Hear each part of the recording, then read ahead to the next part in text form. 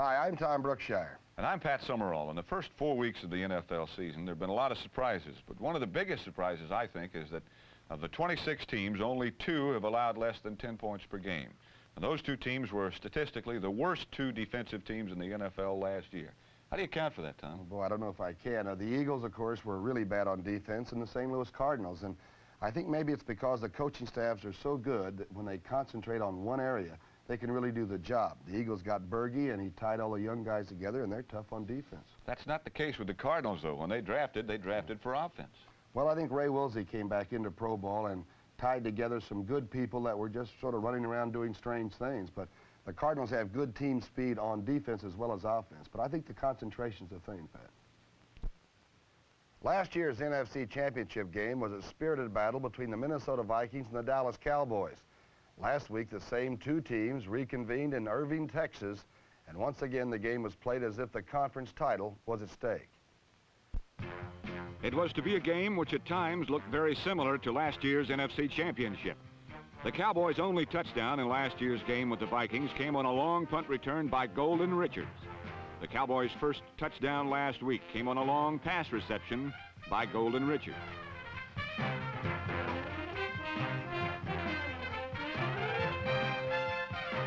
When Roger Staubach tried to build on his early lead, he was short-circuited by linebacker Amos Martin, number 55.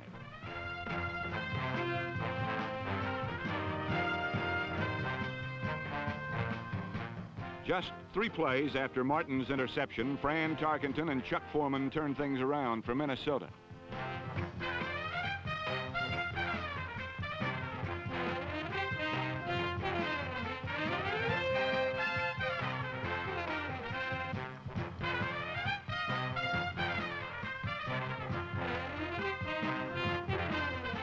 On the Cowboys' next series, Staubach was again intercepted, this time by Nate Wright, and the Vikings led 13-7 at the half.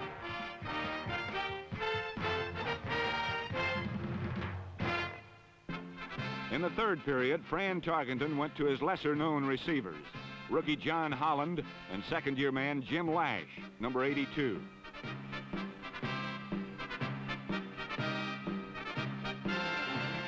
For the big plays, Tarkenton again went to his extraordinarily gifted second-year backfield mate, Chuck Foreman, number 44.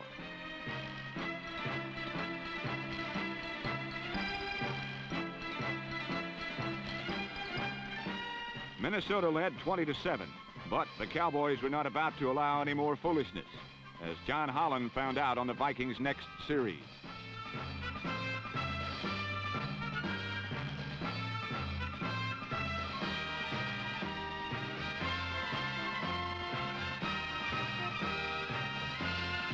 Trailing 20-7 in the fourth quarter, and despite 4 earlier interceptions, Roger Staubach kept scrambling and throwing until he got some positive results.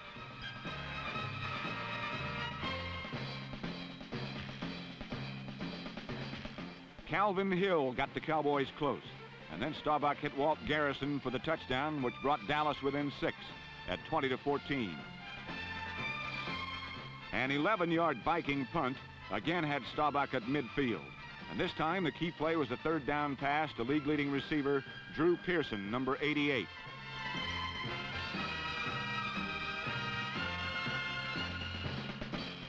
On third down from the Minnesota 8, Calvin Hill went the rest of the way, and Dallas led by a point, 21-20. With 1 minute to go and faced with 3rd and 12, Tarkenton and Foreman again performed Minnesota magic.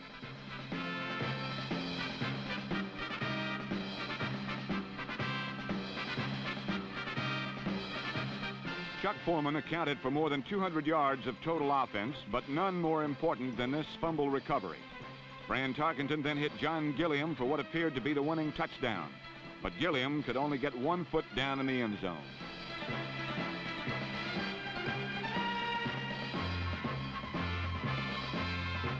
With just 4 seconds left, Fred Cox kicked from 27 yards. The official behind the goalpost ruled that the ball passed over the upright and was therefore good. By the width of a football, Minnesota had won 4 straight, and Dallas had lost 3 straight for the first time in 10 years.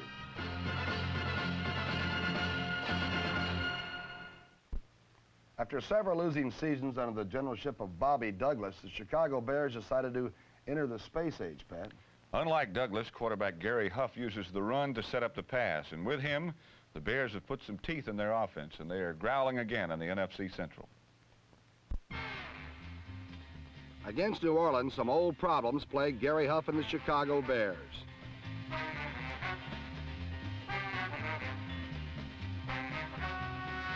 Faulty ball handling and a leaky pass pocket are age-old Bear woes.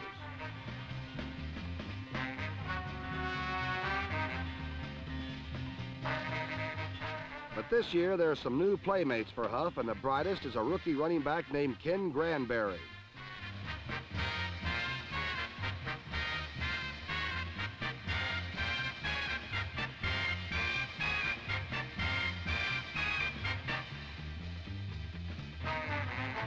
Granberry's receiving and running has been the surprise of this young season, and his 11-yard run gave Chicago an early 7-0 lead in the first quarter.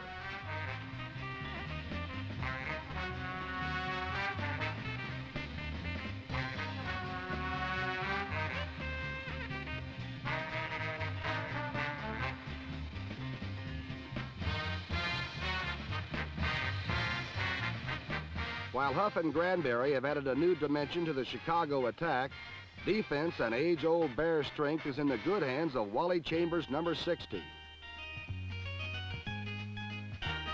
When the Saints couldn't run, they tried the home run, and the results were just as unrewarding.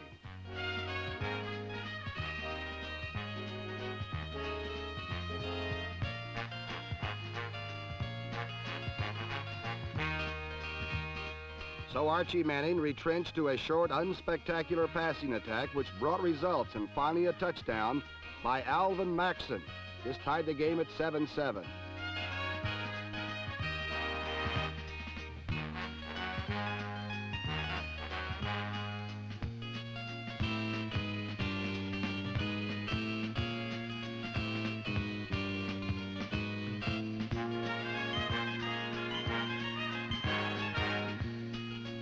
Huff's receivers are fast and small and just the right size to tee off on up the middle.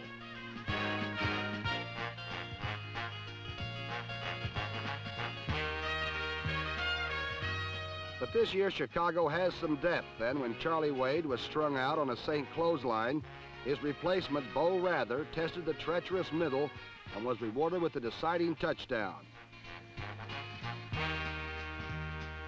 All in all, it was another smashing day for the revitalized Chicago Bears, who evened their record at 2-2 by beating New Orleans 24-10.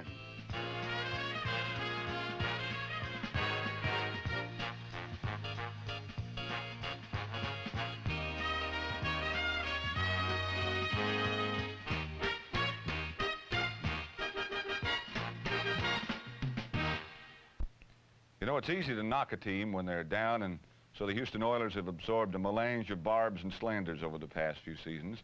But this year, though their record is only 1-3, they've been hanging tough in every ball game. Just ask the Pittsburgh Steelers. Last week, the Pittsburgh Steelers found themselves in Houston with their backs to the dome. The Oilers were ready to steal victory, as this interception by number 42 Tommy Maxwell attests. Historically, the Oilers are supposed to be a breather on everyone's schedule, but this year they've been a tough bunch of headhunters who leave people breathless.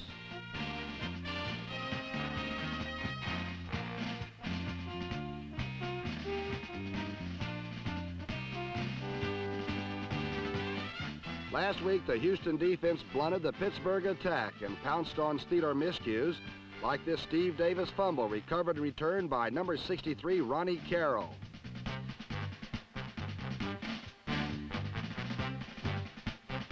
It seemed evident that Ronnie was pleased by his superb effort.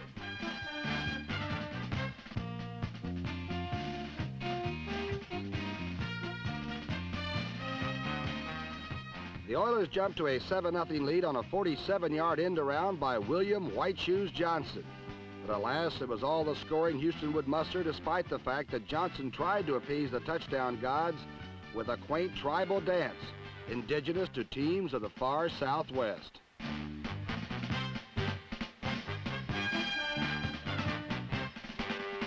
In In the second half, number 26, Preston Pearson, entered the game for the Steelers and stole the show. He rushed for 117 yards in 2 periods, as well as presenting a deep threat as a receiver.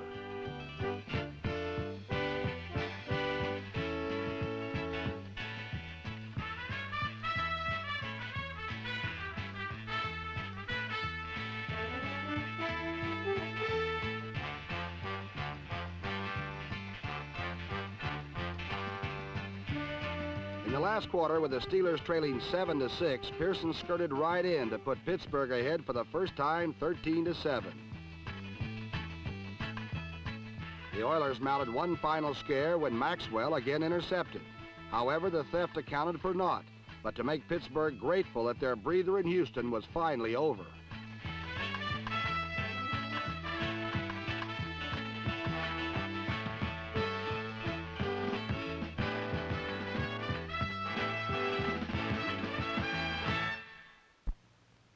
Since George Allen became the head coach, the offensive game plan of the Redskins seems to be based on the play of the defense, Tom. Well, Pat, you're right. Washington seems to bide its time waiting until the defense forces a turnover, and then they go all out for a score. If they get a touchdown, they retreat into a cocoon until the defense asserts itself again. It's not an offense designed to play catch-up football. It was a day for strutting in Riverfront Stadium, and the Cincinnati Bengals showed their heels to the Redskins early. With less than 6 minutes played, Lamar Parrish fielded a punt on his 10 and turned on the Jets.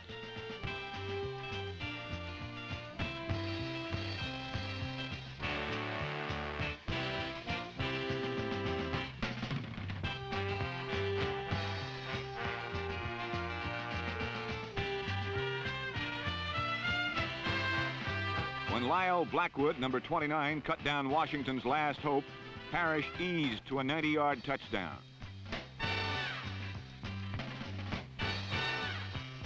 On defense, the Bengals pulled out all stops with a safety blitz by Tommy Casanova.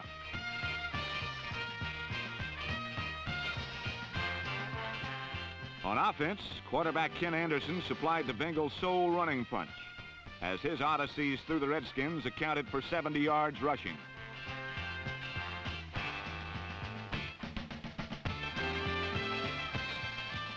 Isaac Curtis was double covered on every play but one.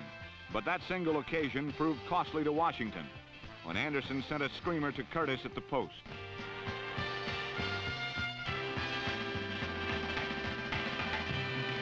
Quarterback Billy Kilmer deserved a better fate as twice Redskin receivers dropped certain touchdowns.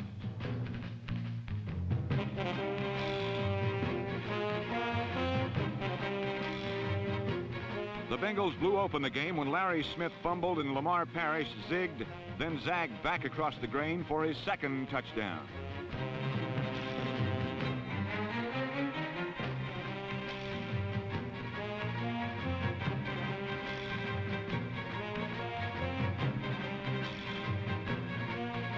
The Bengals built a 28-3 lead, and by the fourth quarter, the bruised and bewildered Redskins looked to the man who has provided so much inspiration in past seasons. For most of 1974, Sonny Jurgensen's services were only required on conversions. But with 15 minutes remaining, his play mix was superb, and the Burgundy flowed on the generalship of the game's richest extra point holder.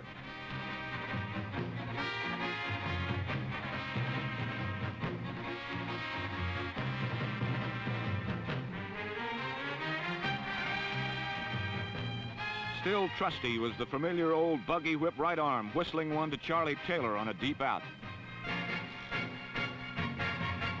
A draw, a sideline pass, a flare. It was as simple as 1, 2, 3, touchdown to Moses Denson.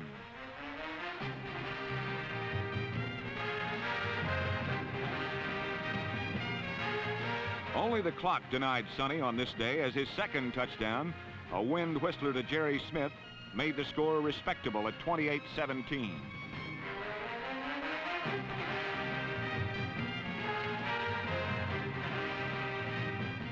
But even a tour de force by the game's past master could not sour the sweet taste of victory for the Cincinnati Bengals, who remained atop the AFC Central Division.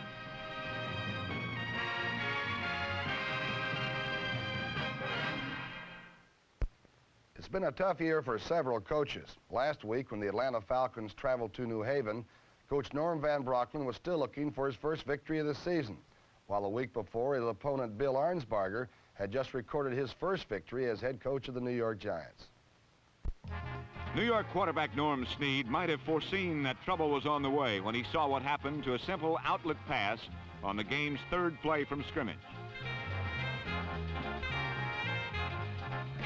The Falcons had the ball in New York territory but couldn't score. The next time the Giants had the ball, Snead gave it to Doug Kotar, and Kotar took care of the rest.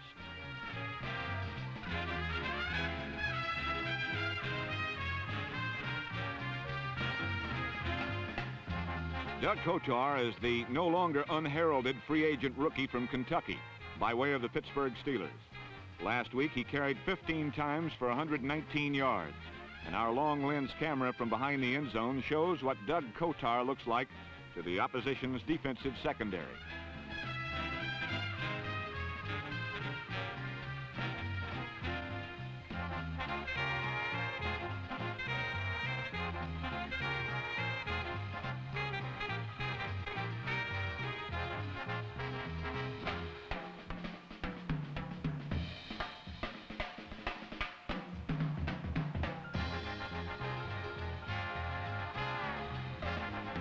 After Doug Kotar's explosion, Claude Humphrey and his Falcon teammates held Norm Snead and the Giants fairly well in check. And then Bob Lee finally started to find some semblance of an offense for Atlanta.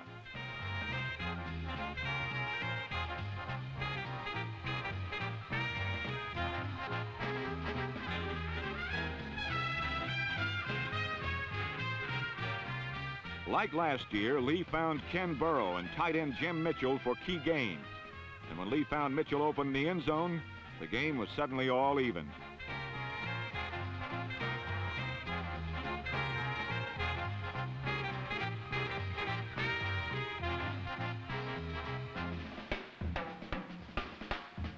Late in the third period, Norm Snead hit rookie receiver Ray Rhodes on the sidelines for a first down. But when he tried the same thing to Rhodes on the opposite sideline, Atlanta strong safety Ray Brown was waiting. Explained Brown, he threw it, I caught it. Whatever the explanation, it meant defeat number 3 for Arnsparger's Giants and victory number 1 for Van Brocklin's Falcons, 14-7. Despite their one loss to the undefeated New England Patriots, the Rams are still larger than life, aren't they, Pat? Larger than life must be exactly the way the winless Detroit Lions felt about the Los Angeles Rams when the Lions traveled to the land of the superheroes to play the team that many believe will be the super team of 1974. In Los Angeles, the martial arts are almost as popular as the Dodgers and the Rams, but even where superheroes are concerned, the going can get surprisingly tough.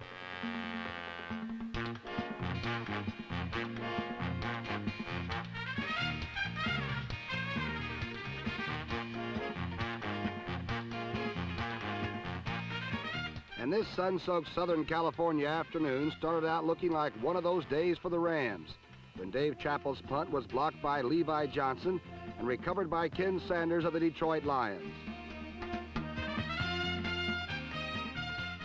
Led by their own Sunshine Superman, number 74, Merlin Olsen, the Rams defense turned away this early threat by the Lions with no points on the board. Late in the first quarter, Lawrence McCutcheon, number 30, burst up the middle for 15 of his 124 yards he would gain on the afternoon. 12 plays later, John Hadle completed the 80-yard drive with this 4-yard scoring pass to tight end Bob Klein, and Los Angeles took a 7-0 lead. But Detroit's improved defense struck right back on the Rams' next series. John Hadle's pass was short-circuited by number 72 Ernie Price, a second-year defensive end from Texas A&I. But the play was nullified by a roughing the passer penalty, and Los Angeles maintained possession. John Hadle picked out Lance Rensel with this aerial, marking Hadle's 2,000th completion as a pro, and setting up a short field goal by David Ray, giving Los Angeles a 10-0 lead at half. Late in the third quarter, Tony Baker rammed over from 2 yards out, and a missed extra point left the Rams' advantage at 16-0. But on a day that was proving to be surprisingly tough for superheroes in general, the Detroit defense would allow the Rams' well-stacked attack no more scoring opportunities. And it was the Lions who began taking the play to the Rams as Bill Munson exceeded 10,000 yards in passing offense for a career just before he hit Ron Jesse with his 34-yard spectacular, narrowing the score to 16-7 at the top of the fourth period. Too late in the last quarter, with just 24 seconds remaining, Munson found Charlie Sanders open in the end zone. And Errol Mann's missed extra point try made the final score 16-13 at the end of a difficult victory for Los Angeles, reminding the superheroes everywhere that success need not always be unblemished.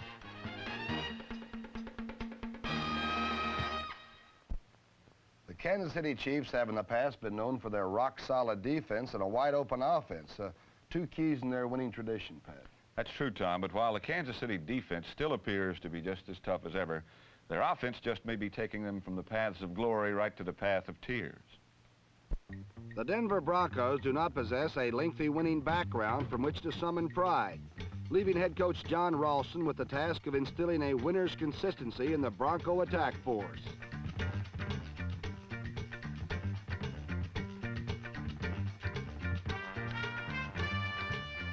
However, big gains like this one by number 44 Floyd Little were few and far between as the Chiefs stormtroopers powered in on the sputtering Denver offense.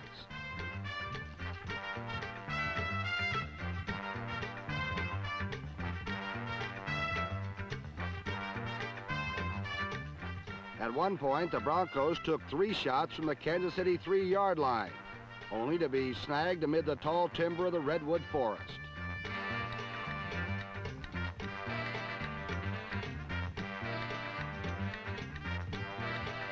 But the Denver runners were not all that tumbled, as the Chiefs secondary and linebackers held the visitors to under 100 yards passing, twice intercepting.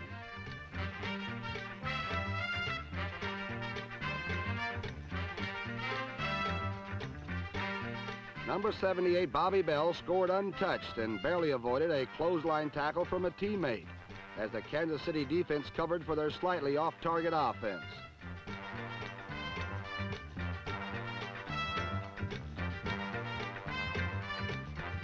The Chiefs' offense managed to score only once, and that came on a short burst by Willie Ellison, number 24.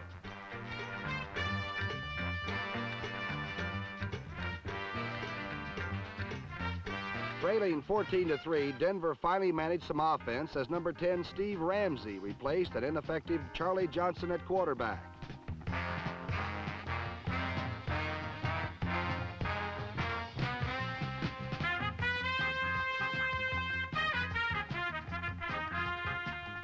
John Keyworth scored to bring the Broncos to within 4 points, leaving it up to Mike Livingston, number 10, to control the clock for the Kansas City Chiefs.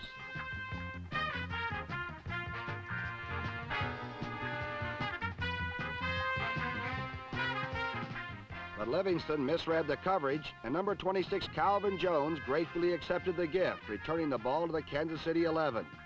Denver would now need only 2 plays to claim the victory.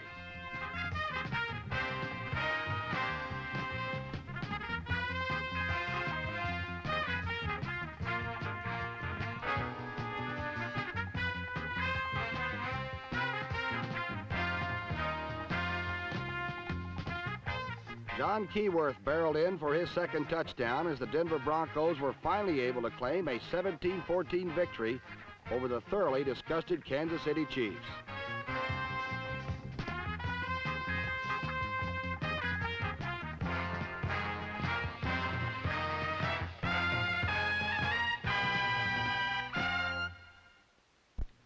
When the Oakland Raiders traveled to Cleveland last week, Jim Otto, old Double O, and George Blanda, the famed 47-year-old kicker, both stretched their consecutive game streaks to 200.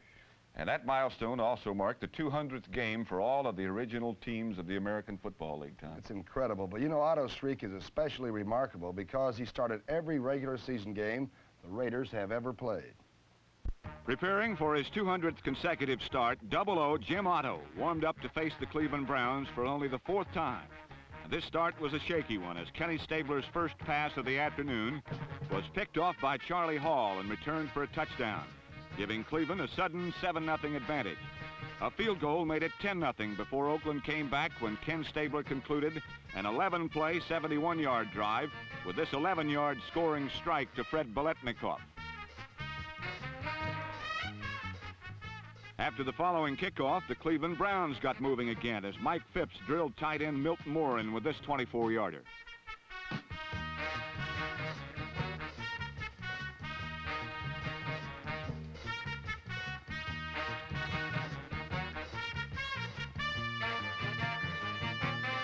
And 2 plays later, with the ball at the Oakland 34, Phipps found Greg Pruitt behind Gerald Irons, and Cleveland had a surprising 17-7 first quarter lead.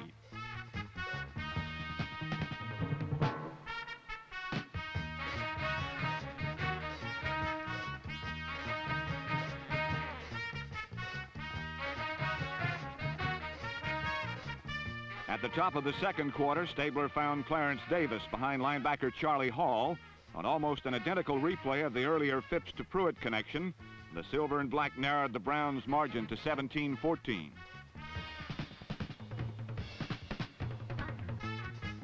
Almost as if the name of the game were, "Can you top this?"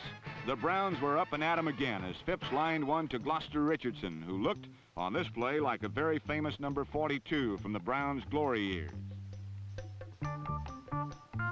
But Richardson's catch led to nothing as both defenses stiffened.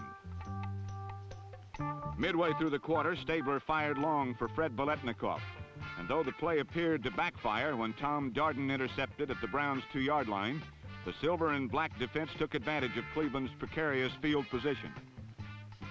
Watch Otis Sistrunk over center as he barrels unblocked into the Browns' backfield to drop Ken Brown for a safety.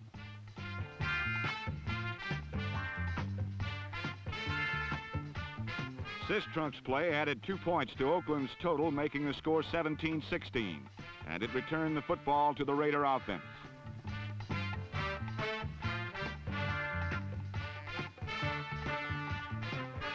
Following Cleveland's required kick from their 20-yard line, Kenny Stabler then engineered a slick 65-yard drive, which was capitalized on the 10th play when Pete Banaszak, number 40, charged across from the 3-yard line. And at the end of a wild and woolly half, the Raiders climbed into the lead for the first time at 23-17. Beginning the second half, the Raiders got moving just as quickly as Clarence Davis bolted over right tackle for a 41-yard gain.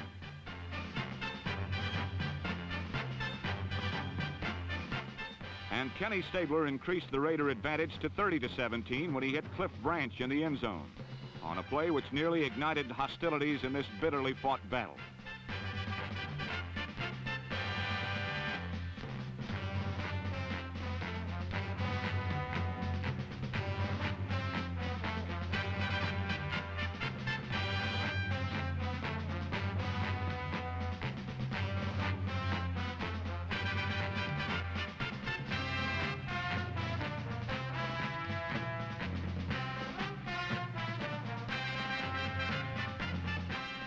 A few plays later, Willie Brown's interception in return set up a 1-yard touchdown plunge by Clarence Davis. And the game was beyond Cleveland's reach when Hugh McInnes, number 37, set sail on this 44-yard touchdown run at the top of the fourth quarter. In the end, although they did enough things right to beat many teams, the Browns were overmatched by the richly talented Pride and Poise boys from Oakland, and the Raiders overwhelmed the Browns 40-24. Happy days, 00.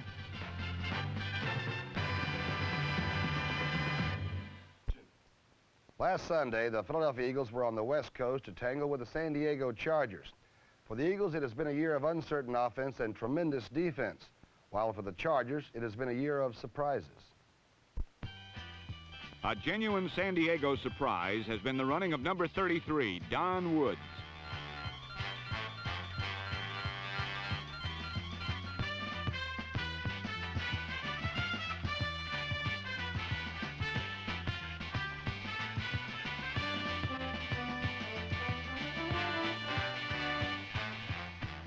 The rookie free agent sifted through the Eagle defense for 133 yards, registering his second straight 100-yard-plus performance.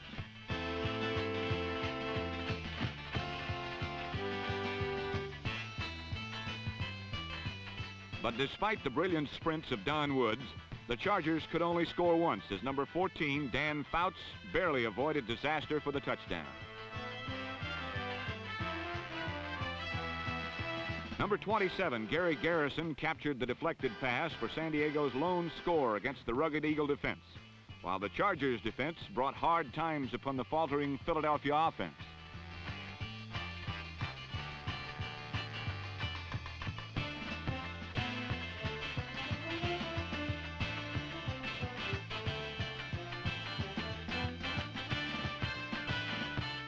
Number 57, Floyd Rice, collected an alert theft, but the Charger offense could not cash it in, primarily due to an opportunistic Eagle defense.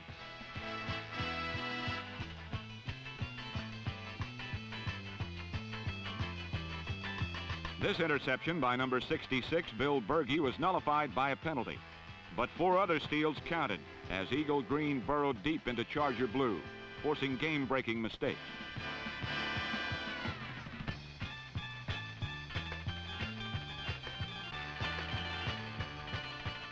Number 61, Bill Dunston, collected the fumble and set sail the final 46 yards for 1 Eagle touchdown, while the offense managed to add another to finish with a 13-7 victory. In posting 3 victories, Philadelphia has featured an aggressive defense that scores points. But to continue winning, the offense must catch up with its defense. And should this ever happen, look out, NFC East.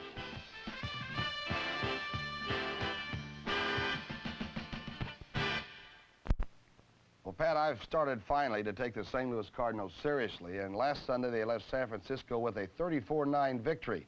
They've only had 29 points scored against them so far this season, and that's the lowest total in the NFL. I've been impressed also with their offensive explosiveness, Tom. Of the last 10 touchdowns they've scored, 7 have come from outside the 50-yard line. At the start of last Sunday's game, the San Francisco 49ers seemed confident they could and would prove the St. Louis Cardinals more fluke than truth. And sure enough, in the first quarter, Cardinal hopes of victory were being extinguished by angry red waves of 49ers.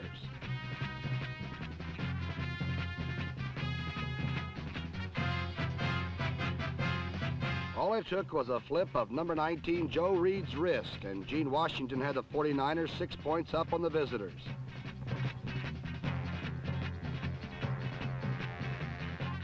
The Cardinals on the next series, however, recouped and were looking at a 3-pointer by number 25, Jim Bakken. But number 57, Frank Nunley, turned the whole thing around when he blocked the kick, and suddenly the 49ers were in goal position from the St. Louis 44-yard line. From there, number 40, Wilbur Jackson, workhorse the San Franciscans to the St. Louis 7-yard line, and a 9-0 lead over the unimpressive St. Louis Cardinals. The final Cardinal indignity was suffered as number 17, Jim Hart, started a come-from-behind program that was quickly preempted by number 37, cornerback Jimmy Johnson.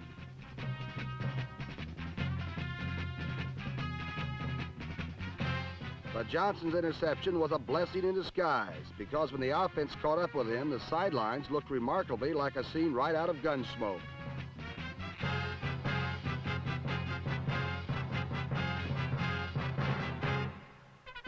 And on the next series, the Cardinals' defense took the offense's example and came on like a wrecking crew. From then on, the Cardinals were in control, and 4 times 49ers signal callers felt the sting of the league's leading defense. Just before the half ended, number 21, Terry Metcalf, started spurting out of the Cardinal backfield for impressive yardage.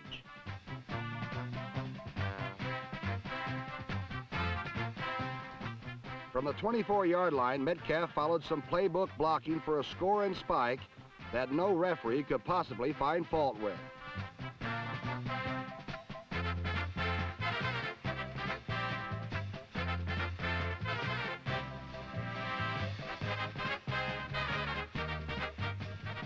Still behind 9-7, Jim Hart came out at the start of the third quarter with both barrels smoking. First, he hit number 85, Mel Gray, who always seems able to make the short one count. His 57-yard catch and carry put the Cardinals in the lead 14-9.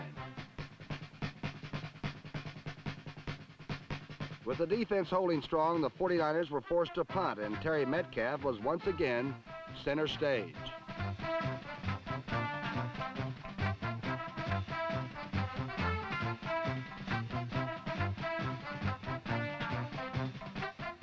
Metcalf's 43-yard punt return put the Cardinals in easy scoring range.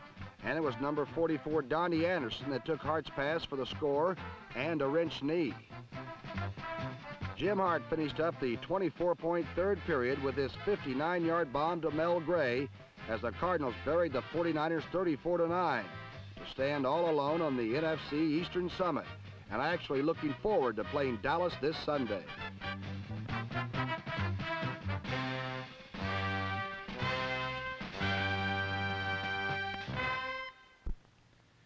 A game between the Bills and the Packers would ordinarily be thought of as a clash between the gliding grace of O.J. Simpson and the gouging gallops of John Brockington and MacArthur Lane.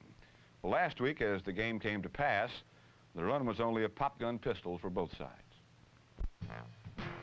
In Green Bay last week, the famous Packer colors were on display. Making foul weather gear necessary were ominous thunderclouds and the even more ominous Buffalo Bills.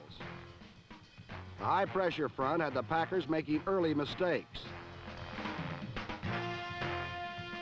One fumble was recovered by Buffalo's number 42, Neil Craig, who ran it in close to set it up for the Juice.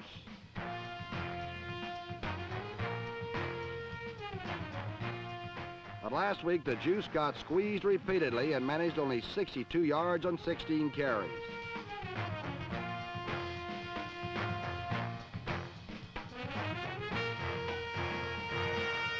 Fortunately for them, the Bills are no longer a one-pronged attack, and quarterback Joe Ferguson found another route to the end zone on a 9-yard pass to number 27, Ahmad Rashad.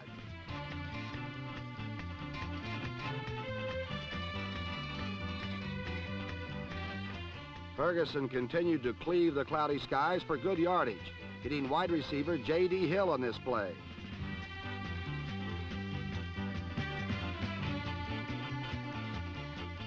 In close, Ferguson faked play action to Simpson, then went down the middle to tight end Paul Seymour, number 87.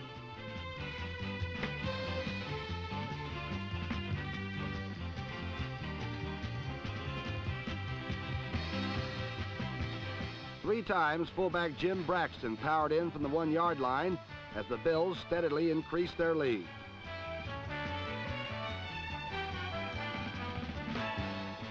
Only once did their passing game cause Buffalo grief when on this play, number 28, Willie Buchanan, intercepted and ran the steal back to set up a Green Bay threat.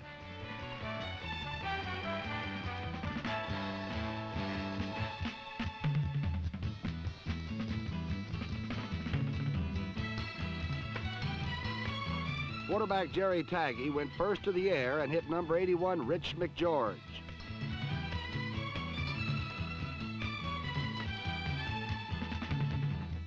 Then John Brockington sliced through on his only big gainer in a 56-yard afternoon.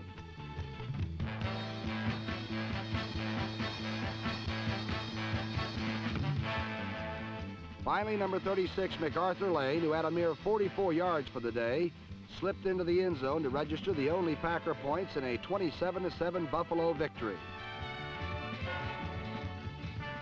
For Buffalo coach Lou Saban, it looks like another year of contention for his club.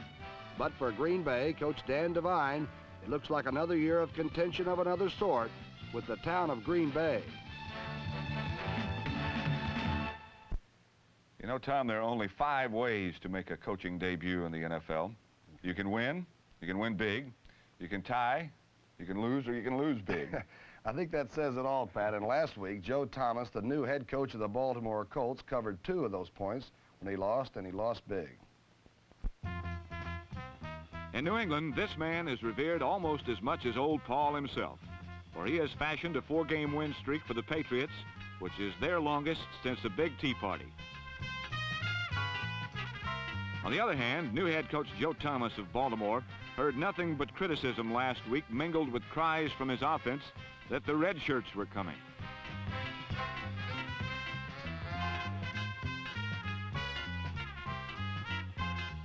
One of the few successful Baltimore forays of the afternoon was a kickoff return by number 40, Bruce Laird. And eventually the Colts did manage 3 points.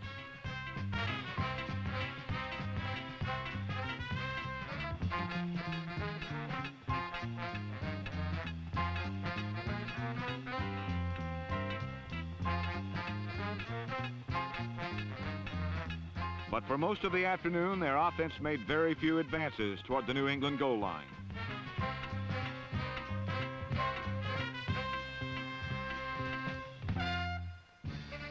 Meanwhile, quarterback Jim Plunkett quickly had bombs bursting in air with 6-point explosions. On the Patriots' third play, wide receiver Reggie Rucker streaked under this 69-yarder in what was just the beginning.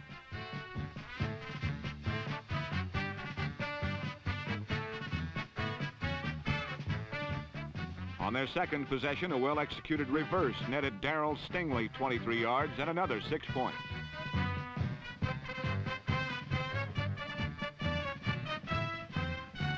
By this time, the Colts must have thought they were involved in the Boston Marathon. But only the Patriots were running as number 42, Mac Heron, darted in from 5 yards, the third time New England was on offense.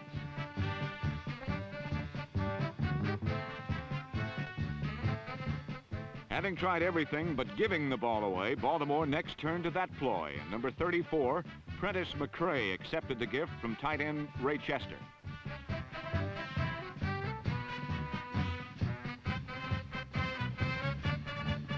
Then Plunkett coolly unloaded to Sam the Bam Cunningham in the end zone, leaving only one question. How bad was it going to get?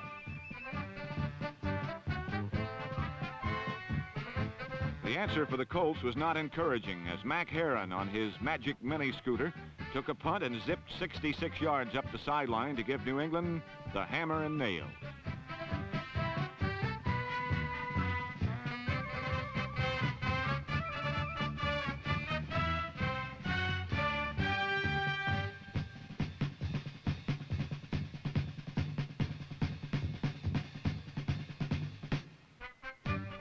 Then Jim Plunkett to Reggie Rucker put the lid on with this 16-yard score.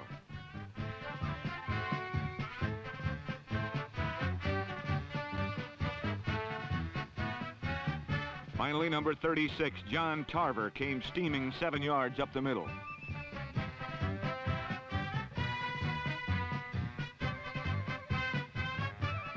His score nailed down the victory with the biggest spike of all. For New England, 4 in a row, 42-3. I've got a slight lead. I've got you 8-6 to 7-7. I just can't lose my poise. There's some tough ones this week. New England against the Jets. I'm going to go with the New York Jets. You are? Yep. I'll take New England. Dallas at St. Louis. I'm going to go with the Dallas Cowboys. Well, I like them too. We'll both pick that upset. Miami at Washington. Miami. Okay, I like that. Pittsburgh, Kansas City. Boy, there's two good defensive teams locked up. I'll go with the Pittsburgh Steelers. I agree. The Giants, Philadelphia. Well, that's one that you and I are personally involved in. I think the Eagles will beat the Giants. I got to go with the Giants. We'll be back next week to show you what happens. I'm Pat Summerall. I'm Tom Brookshire, and we'll see you next week.